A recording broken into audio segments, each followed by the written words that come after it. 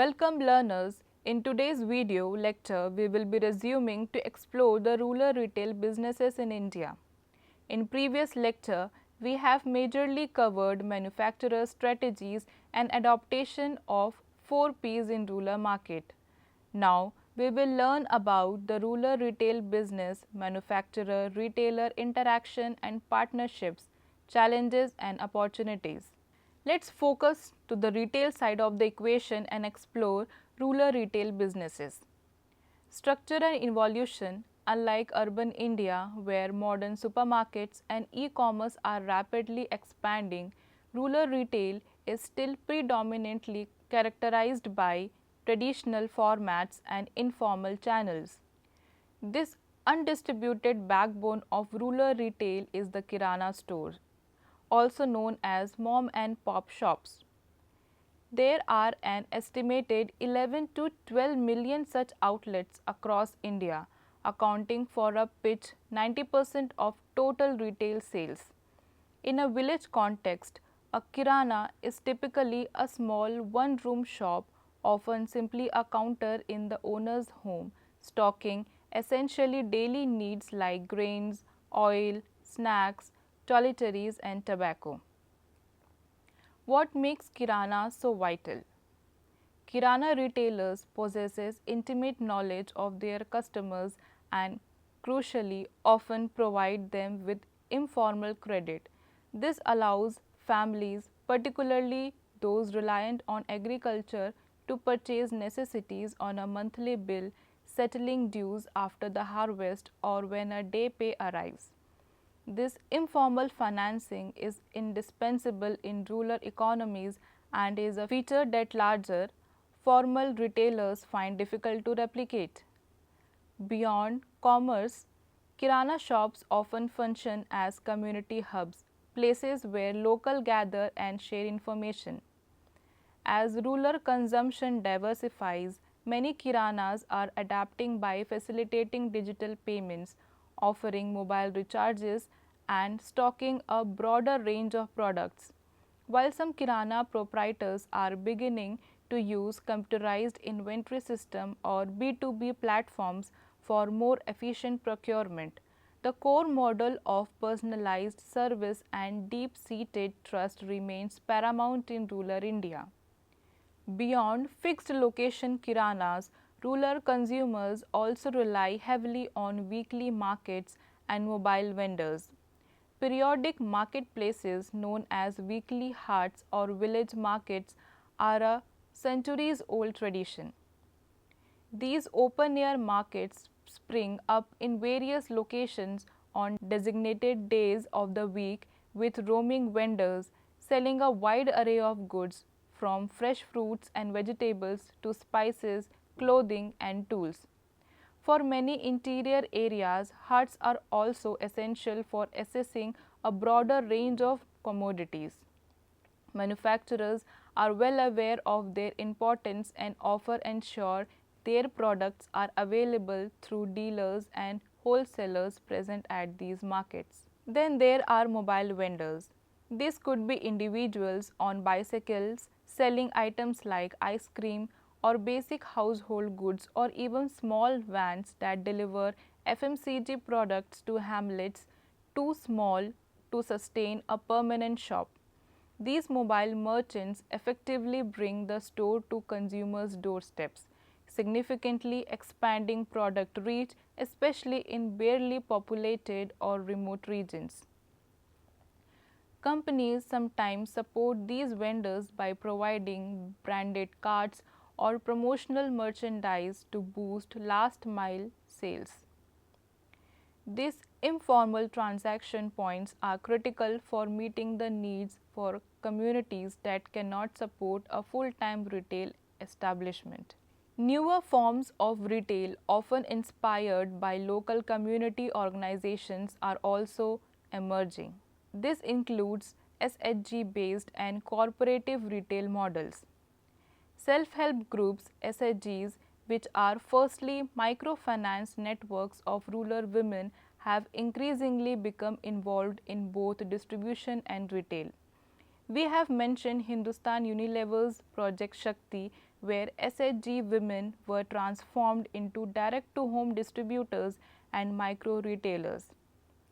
In other instances, SHGs procure goods wholesale and sell them through their small stores with profits share among members. This model not only enhances last mile product access but also contributes directly to community economic empowerment. Cooperative retail is another important format. Dairy cooperatives like Amul, for example, often operate village collection centers that also function as retail points selling cattle feed and other consumer items to their member farmers. Similarly, farmer cooperatives might run agri-input shops. This model are built on a foundation of community trust and often receive support from government initiatives or NGOs. While perhaps smaller in scale compared to Kiranas, these community-driven models highlight an interesting trend where retail is merging with broader objectives of community development and local entrepreneurship. Finally, let's consider the newer yet rapidly growing digital and modern retail channels in rural India. While large format organized retail have made some attempts to establish stores or franchisee operations in rural areas, their success have been mixed, often due to high operational costs and challenges with local acceptability. However, the real game changer is the rise of e-commerce, fueled by increasingly smartphone penetration. E-commerce companies are now able to deliver to tens of thousands of pin codes, covering many villages alongside cities. To overcome last mile delivery hurdles, they are partnering with entities like Postal Service or local courier networks. A particularly interesting development is the integration of traditional Kirana stores into the e-commerce ecosystem. For instance, Amazon's I Have Space program utilizes Kirana stores as storage and pickup points for customers' orders in remote locations. We are also seeing the growth of social commerce, where local resellers aggregate orders from villagers via platforms like WhatsApp and then place bulk orders on e-commerce sites like Flipkart or its social commerce arm Shopsy. Government supported digital service center at the village level, the common service centers are also enabling individuals to order goods online and access banking services, effectively blurring the line between physical and digital shopping. Coupled with the dramatic rise in digital payments, one report indicated 43% growth in rural India in a single year. Even small businesses are increasingly able to transact online and participate more formally in the economy. The rural retail ecosystem is clearly becoming more dynamic and integrated as community-based models and digital connectivity are layered onto the foundational structures. Let's quickly recap the evolution of rural retail. Kirana stores remain the dominant force built on trust and now slowly adapting technology. Weekly markets and mobile vendors are crucial for providing access, especially in remote areas. SHG and cooperative models represent community-led initiatives that empower locals, and finally, digital channel and e-commerce are growing rapidly, often by integrating with rather than replacing traditional channels, all facilitated by improved connectivity and the surge in digital payments. The key trend seems to be the emergence of a hybrid retail model that blends traditional strength with trust and personal service with modern efficiencies offered by technology. Is the old entirely giving way to the new? Not necessarily, it's more of an integration and evolution. Now, we arrive at a critical point, manufacturer-retailer interactions in the rural supply chain. This relationship is basically symbiotic, profoundly shaped by the unique logistical challenges and economic realities of serving wide dispersed markets. Effective coordination is paramount. Let's first discuss logistics and distribution coordination, given that many rural areas still suffer from poor road infrastructure. Manufacturers must work very closely with their distributors, wholesalers, and ultimately the retailers to ensure product reach the villages.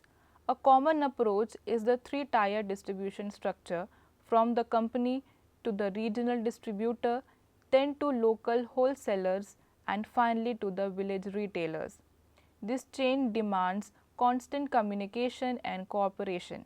For example, distributors often plan their delivery vehicle routes to village stores based on sales forecast and delivery schedule provided by the manufacturer. Some companies are equipping their rural sales staff with smartphone application to take orders directly from kirana shops, which then feeds into the supply chain fulfillment process. We are also seeing continuous innovation in last mile solutions, such as using smaller packaging for easier transport, optimizing delivery routes with GPS, and even hiring local entrepreneurs to handle deliveries in the most isolated areas. To maximize efficiency, given the high cost per mile of rural distribution, manufacturers often bundle products, sending multi-brand consignment, and use hub and spoke model to service numerous local retailers from a central node. It is a two-way street. Retailers depend on manufacturers for a regular and timely supply, while manufacturers rely on retailers for crucial market feedback and sales data. How do manufacturers motivate their channel partners, especially the numerous small retailers in rural areas? This brings us to the incentives and margins. To stimulate and sustain rural distribution, manufacturers provide a range of incentives. Typically, kirana retailers earn a profit margin on each product sold, which for FMCG products in rural areas might be around 8 to 12%. Beyond the basic margin, companies use trade promotions such as buy 10 boxes get one free schemes or special discount during festival seasons to encourage retailers to stock and actively promote their goods. Distributors and wholesalers, who play a crucial role in extending coverage, often receive volume-based incentives. Recognizing that sales volumes per outlet can be lower in remote rural areas, manufacturers may offer slightly high trade margins or specific incentives to these retailers to make it viable for them to stock their products. Companies also provide significant non-monetary support. This can include free display racks, attractive flashes, or even assets like battery-operated coolers, as Coca-Cola does, which improves sales potential and directly benefit the retailer. Regular visits by the company's sales personnel to book orders and building links are also vital. These visits are not just transactional. Sales staffs often help shopkeepers with merchandising and advise on the optimal inventory mix. For rural retailers who often operate on small margins and with limited capital, aligning incentives through fair profits and supportive engagement is absolutely key to fostering loyalty and ensuring they are more inclined to recommend the manufacturer's brand.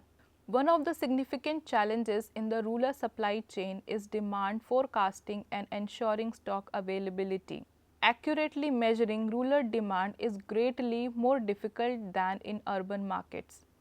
Sales can be heavily influenced by factors like the success of the monsoon crop, the timing of the local festivals, or government welfare scheme payments. So, how do manufacturers attempt to forecast?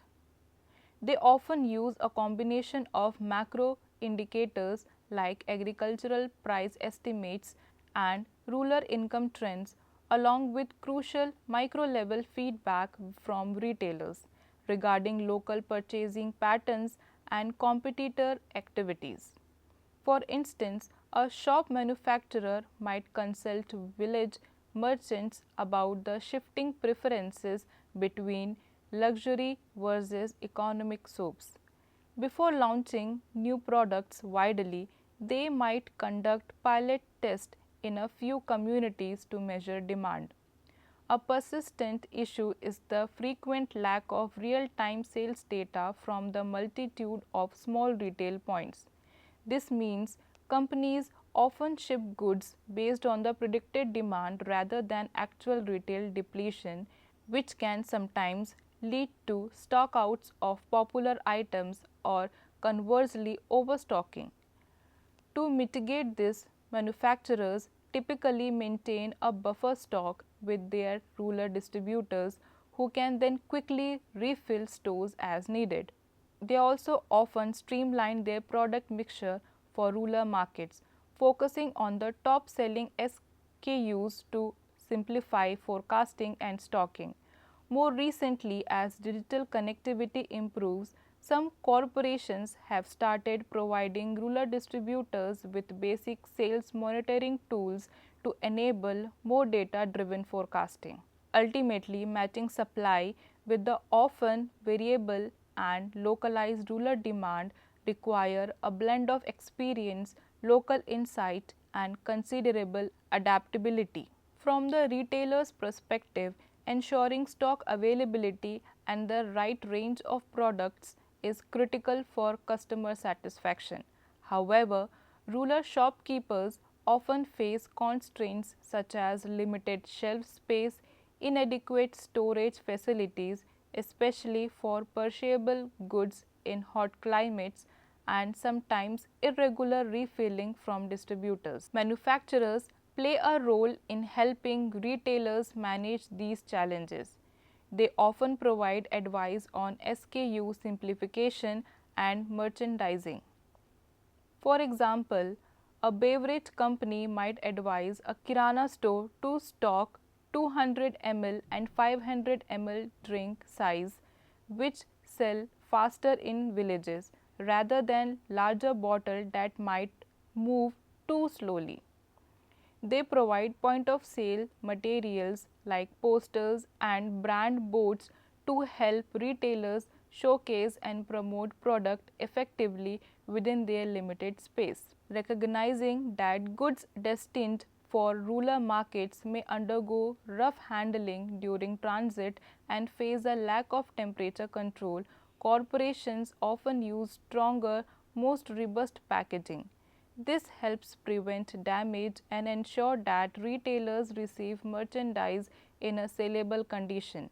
Some manufacturers implement an auto restoration system where the company's salesperson or delivery agent automatically fills the store's inventory to a pre-agreed level on each visit without waiting for the shopkeeper to place a specific order. This helps prevent stockouts of popular items.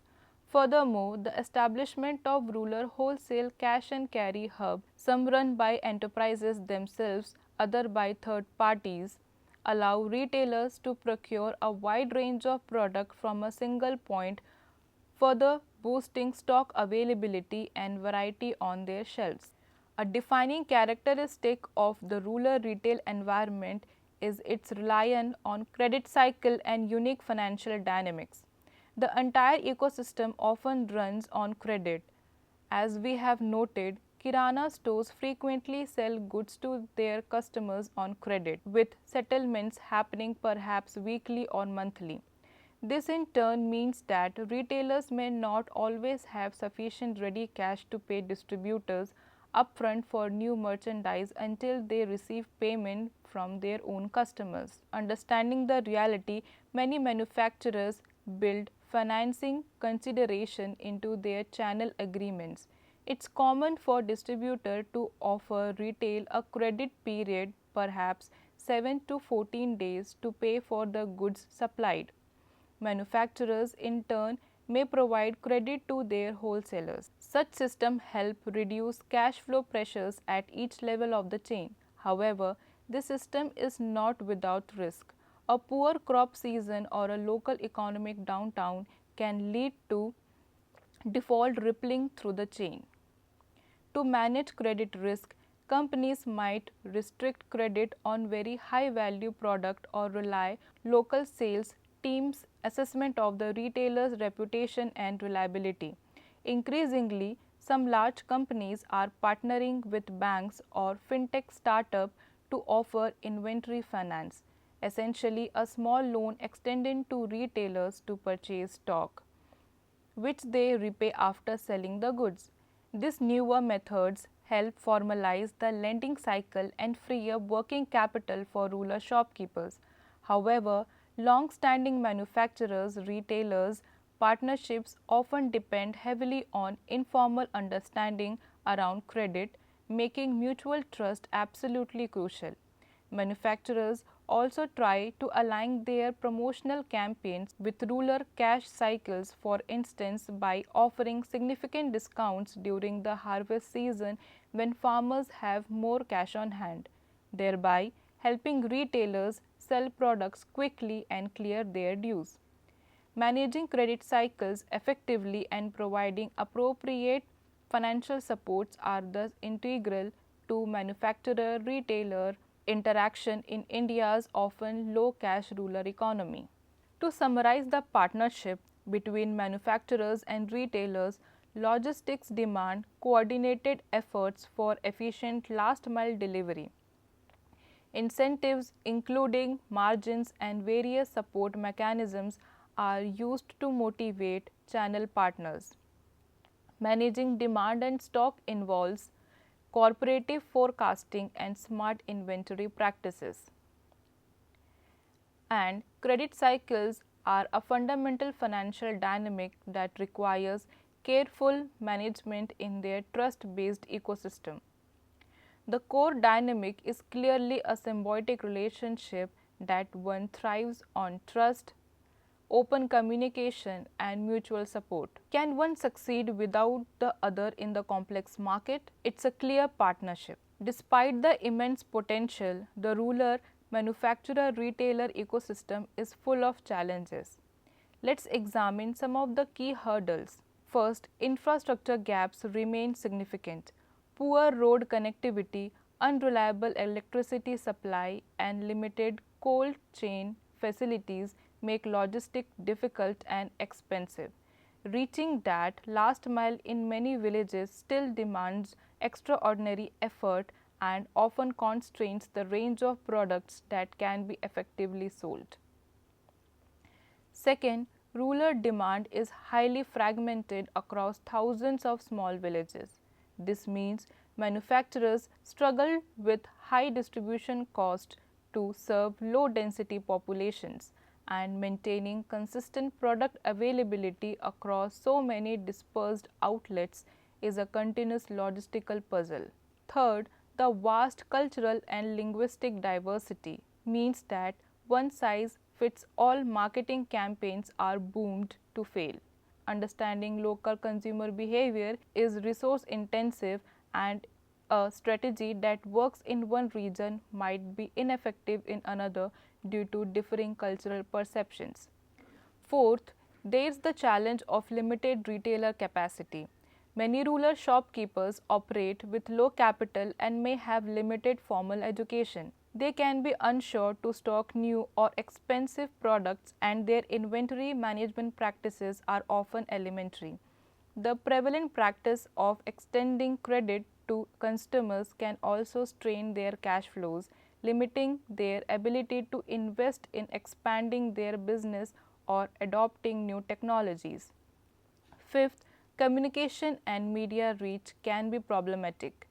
Traditional mass media like television and print have lower penetration in deep rural areas, and literacy levels can vary. Media dark regions still exist where conventional advertising hardly reaches consumers, making brand building a slower, more on ground effort. Even with rising internet access, lower digital literacy can make it challenging to effectively use digital channel for engagement. Finally, customer retention and competition are growing concerns as rural markets become more attractive and competition has intensified. Rural customers can be quick to switch brands if a competitor offers a better price or if a suitable local substitute is available. Brands must constantly work to reinforce loyalty. Moreover, cheap fake products sometimes flood rural markets, undermining established manufacturers and posing a challenge to quality control in remote areas. While the challenges are undeniable, they are counterbalanced by significant opportunities. The most obvious is the sheer untapped market potential. Rural India's size and rising purchasing power make it one of the largest growth frontier for nearly every industry. Many product categories, from insurance to appliances, still have relatively low penetration in villages, meaning the room for growth is wide as aspiration continues to rise. Secondly, rising connectivity in terms of better roads through schemes like the Pradhan Mantri Gram Sadak Yojana, increased electricity access and vastly improved telecom networks is steadily reducing distribution hurdles. This is also enabling villages to adopt new models like e-commerce and digital banking. Mobile phones are now everywhere, often allowing for digital dropping in communication between producers, retailers, and customers.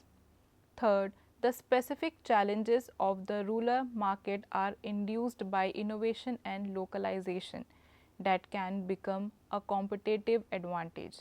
Companies that successfully conceive efficient rural distribution model or create products finely tuned to rural needs can reap substantial rewards. Sensible innovations such as solar powered appliances or low cost health devices not only win rural customers but often have the potential to be scaled globally.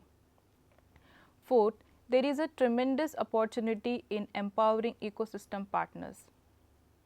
By involving local stakeholders such as women entrepreneurs or village youth as sales representatives or service providers, manufacturers can expand their business while simultaneously generating goodwill and building a network of trusted local partners who offer insight and reach that outsiders often lack. Fifth, the digital retail and payments boom is transforming the landscape. As more rural consumers use smartphones, companies can reach them directly for advertising, education, and feedback at a relatively low cost. Rural e-commerce is still developing but holds the promise of streamlining distribution layers over the time. Digital payments and fintech solutions are also bringing essential services like credit and insurance to villages, increasingly purchasing power and reducing the credit burden on retailers. Finally, government and policy support. Through increased rural employment expenditures, direct benefit transfers, and investment in rural housing and electricity projects are consistently boosting rural economies and creating a more favorable business environment. Public private partnership also hold the potential to create new channels and efficiencies. So, as we conclude our exploration, let's have a final recap. The rural Indian market is vast and incredibly diverse, demanding a refined understanding rather than broad generalization. Strategic adaptation of products, pricing, distribution, and promotion by manufacturers alongside the evolution of retail formats is absolutely essential for success. The relationship between manufacturers and retailers are deeply interdependent, forming the backbone of the rural supply chain, and are categorized by unique logistical, financial, and trust based dynamics. While there are significant challenges from infrastructure gaps and market fragmentation to limited retailer capacity and communication hurdles, the opportunities are truly immense. These stems from untapped market potential, rising connectivity, the drive for innovation and the transformative power of digital technologies. The dynamic of manufacturers and retailers in rural India are not static. They are continuously evolving. This evolution is being driven by rising aspiration, the non-stop march of technology and the collaborative effort of all stakeholders. Understanding these dynamics is crucial for anyone looking to engage with these vibrant and increasingly important segment of Indian economy. What is the one takeaway you should have? It is that the rural India is not a monolith, but a complex, evolving, and opportunity rich landscape that rewards those who approach it with understanding, respect, and a willingness to adapt. That brings us to the end of this session. We have explored all the dynamics of manufacturers and retailers in rural India's diverse market. Thank you for joining me. Until next time, happy learning and all the best ahead.